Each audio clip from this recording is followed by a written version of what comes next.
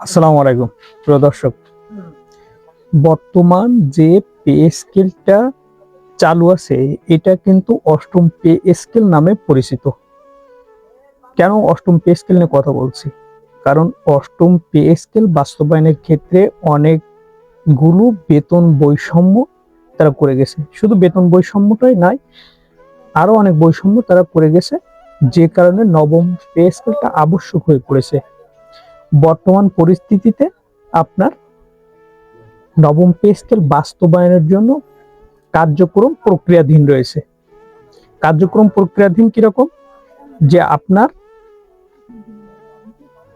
অন্তর্বর্তী সরকার pay scale দেওয়ার জন্য, পে স্কেল বাস্তবায়ন করার জন্য কমিশন গঠন করে যায়, তার জন্য চূড়ান্ত একটা রিপোর্ট রেখে যায়।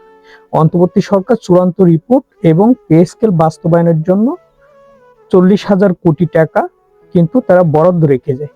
কিন্তু এই 40,000 কোটি টাকা এই সরকার ক্ষমতায় আসার পরে সেই টাকাটা অন্যত্র খরচ করে ফেলায়।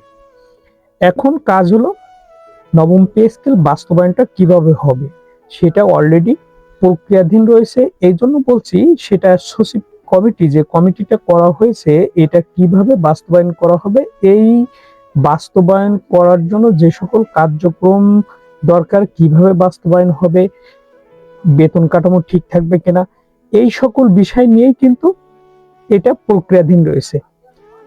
এখন বিষয় হলো এটা বাস্তবায়ন হবে কি না। এটা বাস্তবায়ন হবে, বিভিন্ন সোর্স এবং তথ্য থেকে যেটা পাওয়া যাচ্ছে, এটা 3 ধাপে বাস্তবায়ন হওয়ার সম্ভাবনা রয়েছে। তবে আগামী জুলাইয়ের 1 তারিখ থেকে কার্যকর চায় সরকারি কর্মচারীরা। কিন্তু এটা কার্যকর করার জন্য এখনো যে পদক্ষেপ নেওয়া দরকার বা সরকারের পক্ষ থেকে যে আশ্বস্ত ঘোষণা দেওয়া দরকার, সেই ঘোষণাটা এখনো পর্যন্ত আসে নাই।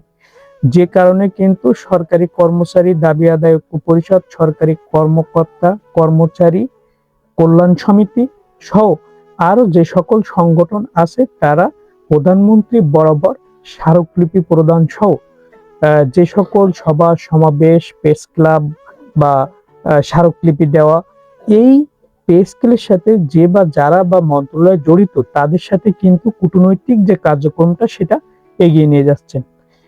এমনকি আহ, সরকারি কর্মকর্তা কর্মচারী কল্যাণ সমিতির আহ্বায়ক আব্দুল মালেক ভাই, তিনি কিন্তু দেশের এক প্রান্ত থেকে অন্য প্রান্ত ছুটে চলেছেন এটাকে বাস্তবায়ন করার জন্য, বাস্তব রূপ দেওয়ার জন্য যে সকল কার্যক্রম করার দরকার সেই কার্যক্রমগুলো করে যাচ্ছে।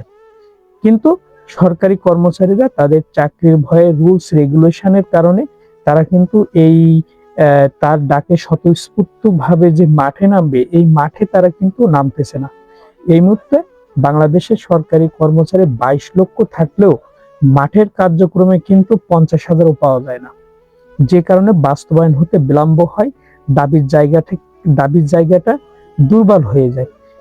যদি এখানে 50 থেকে 1 লাখ কর্মচারী তারা যদি মাঠে নামতো, তাহলে কিন্তু এই দাবির জায়গাটা আরো জোরালো হতো, কিন্তু সেটা হচ্ছে না।